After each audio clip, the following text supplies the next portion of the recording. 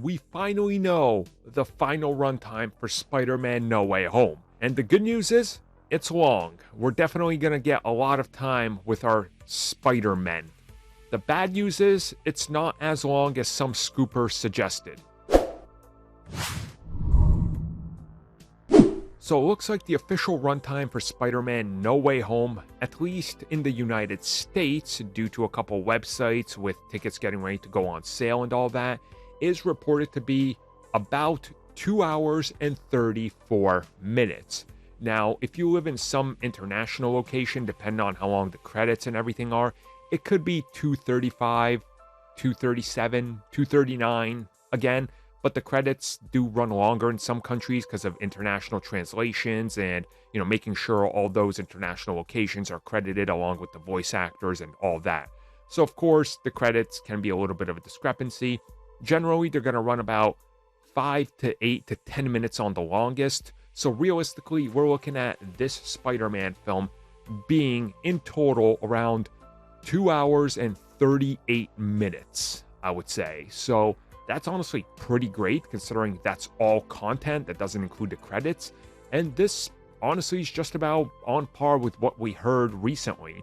Now, there was some reports by The Scoopers that they heard that the film was going to be like 2 hours and 45 minutes, 252 I saw one saying it was going to be over 3 hours. Of course, now that's all been discredited, but again, I don't think there was ever a realistic 3-hour runtime. Sony was going to be able to be convinced by Marvel and Disney that you can do 3 to 4 showings per day if you do 2.5. But cutting it down to possibly only 2 per screen at over 3 hours with credits, that just wasn't going to happen. Like, there was no way Sony would commit to that. The contracts would have fallen through again. So I think they met in the middle. I'm honestly expecting Sony probably wanted 2 hours. Marvel Studios wanted 2:45, and they were like, fine, we'll meet whatever doesn't cut up too much footage but can somehow be towards the middle mark there.